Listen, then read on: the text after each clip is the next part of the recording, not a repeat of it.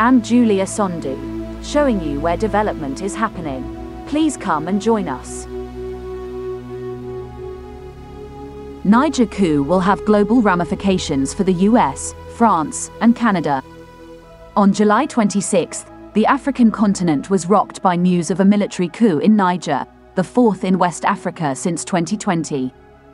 Cooperation between the US and Nigerian militaries has been suspended. The Niger government has withdrawn from its military agreements with France. The over 1,000 US troops in Niger have been restricted to their bases. France has evacuated 600 nationals from the country, while in a veiled threat, President Emmanuel Macron declared he would not tolerate any attack against France and its interests. Meanwhile, a rift has emerged in West Africa, with the Economic Community of West African States, ECOWAS, led by Nigeria's Bola Tinubu on one side, and the military governments of Mali, Burkina Faso, and Niger on the other. ECOWAS is threatening an invasion to restore former President Mohamed Bazoum to power. However, Mali and Burkina Faso have announced that they will consider an operation against Niger to be an attack on them and respond accordingly. At the same time, rallies have brought thousands of Nigerians out in support of the military government that removed Bazoum. It is clear that an invasion of Niger would provoke a regional war. Niger closed its airspace in response to threats from ECOWAS and France, but fortunately the Sunday deadline for intervention passed without incident. ECOWAS is planning to discuss Niger later this week. For its part, Washington is holding off on labeling the military takeover, which has seen US ally Bazoum supplanted by General Abdourahmane Chiani, as a coup, as doing so would necessitate severing economic aid to Niger. Not only that, it would cause bilateral relations to deteriorate further, an outcome feared by the White House given Niger's strategic importance. Since the coups in Mali, 2020, Guinea, 2021, and Burkina Faso, 2022, Niger has been the hub of both US and French military activity in the region. The fact that Nigerian military leadership has demonstrated willingness to run counter to its former colonial overlord while establishing good relations with Russia must certainly be of grave concern to Washington. The Biden administration appears to be walking on eggshells, condemning the takeover but not labeling it a coup in an effort to retain its waning influence in the country. At the same time, however, US officials are openly pressuring the Nigerian military to reverse course and restore their preferred leader, Bazoum, to power. This is not only a matter of regional importance to the US and its allies. The crisis in Niger could have global ramifications as well. Uranium and Francafrique. For much of the 20th century, the French exercised brutal colonial control over much of West Africa, including modern-day Mali, Burkina Faso, and Niger, underdeveloping their economies to feed France's own development. While many European empires withdrew from direct control in the 1960s and 1970s, France continues to dominate its former West African colonies, managing their currencies and budgets and stationing troops on their land. The independence gained by these African countries has thus been nullified by France's particular brand of neocolonialism, known as Francafrique.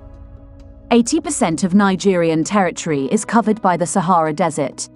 Niger has one of the lowest human development indexes in the world and one of the hottest climates. While environmental factors have certainly played a role in Niger's impoverishment, they don't tell the whole story.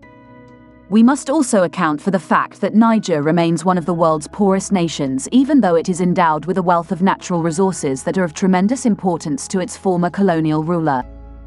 Niger is one of the world's largest producers of uranium. In 2022, the country accounted for over 4% of total world output. Most of this supply is controlled by Orano, formerly Areva, a French majority-owned company.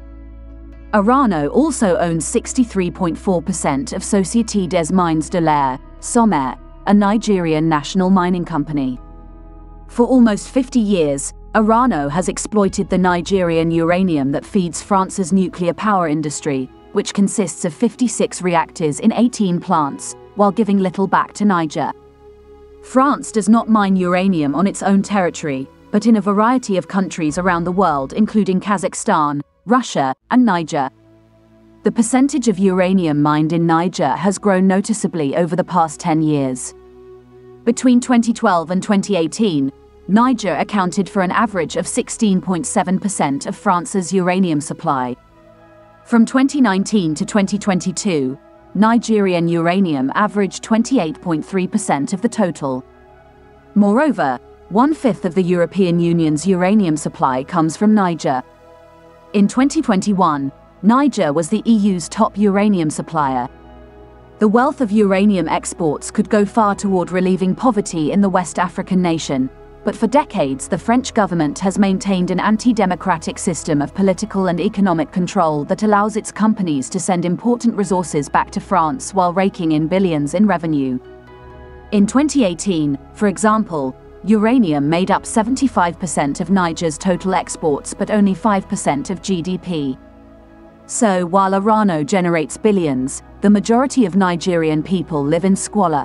Similar exploitation by Canadian mining companies can be seen in Mali and Burkina Faso. Anti-French anger is the predictable result of this state of affairs. Anne-Sophie Simper, advocacy officer of Oxfam France, stated, "We calculated the value-added tax Areva, now urano, should pay. Areva could cover the cost of free health care system for vulnerable people and their struggling financial system in Niger." In the words of Ali Idrissa, a Nigerian activist, interestingly, in France, 1 out of every 3 light bulbs is lit thanks to Nigerian uranium mining. But in Niger, nearly 90% of the population has no access to electricity. African countries should be able to count on fair revenue from French companies extracting their resources. The majority of Nigerians don't even know that Niger has uranium, and 99% never get any benefits from it. We can't continue with such an unequal partnership.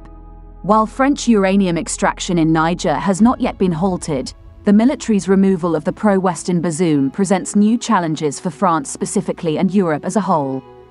Russian uranium sales to Europe have still not been sanctioned, and the rise of resource nationalism in Niger would throw another wrench into the economic war on Russia, which has so far been unsuccessful. From Politico, tensions in Niger could further discourage the EU from adopting sanctions against Russia in the nuclear sector, according to Fouk Vin Nguyen, an energy expert at the Jacques Delors Institute in Paris. It could have consequences at the EU level. Uranium, and nuclear power in general, is still not subject to sanctions. If the situation in Niger gets worse, this would certainly complicate the adoption of sanctions on Russian uranium in the short term, he said. Reports that Niger plans to suspend uranium exports to France are thus of global importance. They would not only represent a refutation of French neocolonialism in the country, which has already taken serious blows due to anti-French coups in Mali, Guinea, and Burkina Faso. Such a suspension would also hinder the expansion of the economic war against Russia, at the same time that sobering reports roll in about the failures of Ukraine's counteroffensive. Additionally, the coup in Niger is threatening to disrupt a project that will bring energy from the large gas fields in northern Nigeria into Europe, whose economies are still hurting from when they cut oil and gas supplies from Russia. The Trans-Sahara pipeline would run through Niger, Algeria, and Morocco before linking up to the Spanish or Italian energy systems. But the project's future is up in the air, since like Mali's Assimi Goïta and Burkina Faso's Ibrahim Traoré, General Chiani doesn't seem terribly concerned by what Europe feels it should be getting from the region. This independent streak extends to the question of military cooperation as well. The US and Canadian militaries in Niger. In addition to the 1,100 US troops in Niger, the American military operates a massive drone base in the country. The base, known as Nigerian Air Base 201, is the center of US military activities in Niger. Its construction cost $110 million and it features a 6,200-foot runway for manned and unmanned aircraft, including MQ-9 Reapers, which have a price tag of $30 million each. The base is used for surveillance activities in West and North Africa. Since the coup, US forces have been unable to use their $110 million base. Jocelyn Traynor of the Center for a New American Security, an arms industry think tank based in Washington, bemoaned the US military's inability to operate there. Describing the potential loss of the base as a detrimental blow to US and African joint efforts to counter violent extremist groups, Traynor added, "This setback coincides with France diminishing its presence in the region. A reduced US and French presence could create space for Wagner or other actors to fill a security vacuum." Bill Roggio of the Neoconservative Foundation for Defense of Democracies stated, "If the airspace remains closed, the impact of this is incalculable, and it certainly isn't positive." Like the US, the Canadian military has poured millions of dollars into Niger. Following last month's coup, a Globe and Mail article proudly proclaimed that, for a decade, Canada has pursued a quiet campaign to stabilize the fragile West African country of Niger, spending hundreds of millions of dollars to defend an impoverished democracy surrounded by autocratic regimes and Islamist militias. After the coup, however, they claimed with astounding condescension that Niger abandoned the democratic gospel the Canadians were preaching.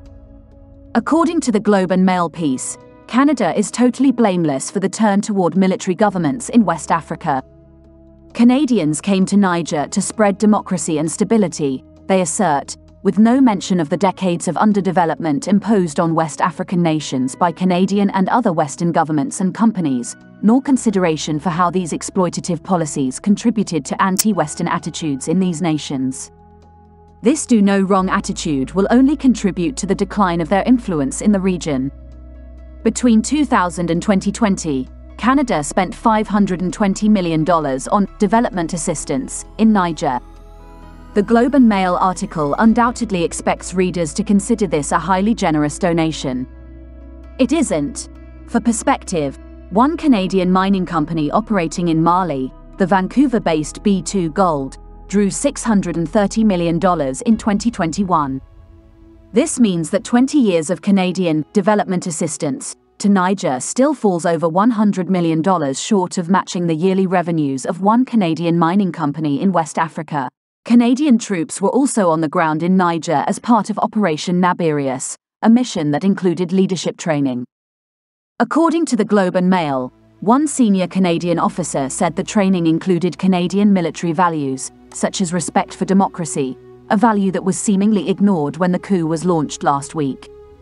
Following Chiani's coup, the Canadian government suspended military cooperation and aid to Niger. Canadian diplomats have unequivocally condemned the military takeover, as they did with Mali and Burkina Faso.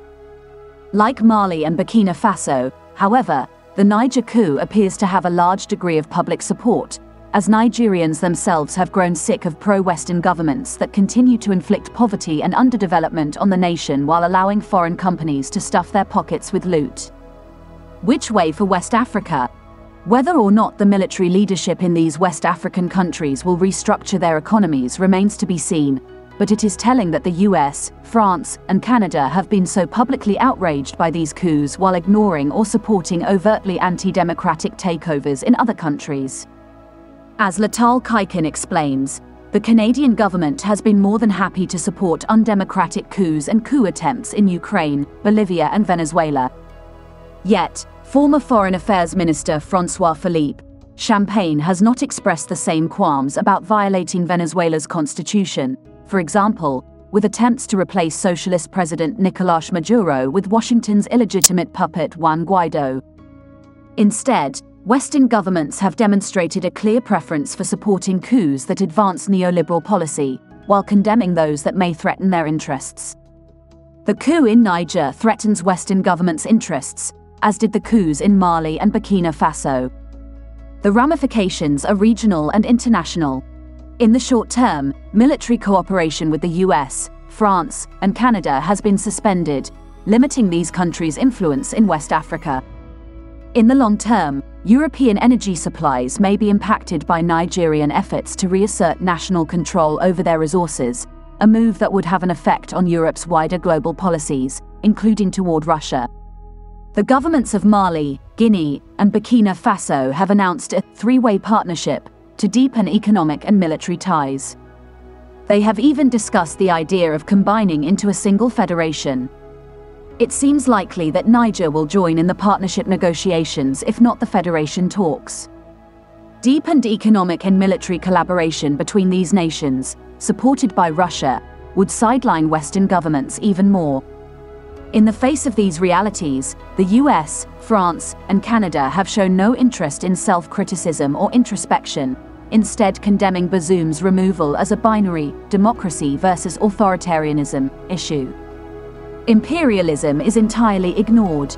There is more concern for the potential for Wagner Group to operate in these countries than the reality of decades of underdevelopment and exploitation imposed on the region by the West. If the US, France, and Canada continue to disregard the legitimate anger of the Nigerians, the Malians, and the Burkinabe, they will isolate themselves further in West Africa, and they will deepen the military government's resolve to fight back against the long history of US and Canadian imperialism and the longer history of French neocolonialism. This isn't what Western countries wanted to sow in West Africa, but because of their hypocritical and hubristic behavior, it is what they're reaping. This is the end of our program today. See you on Intervlog same time tomorrow. Thanks for watching. Please like and subscribe to my channel and press the bell icon to get new video updates. Thank you for watching Intervlog.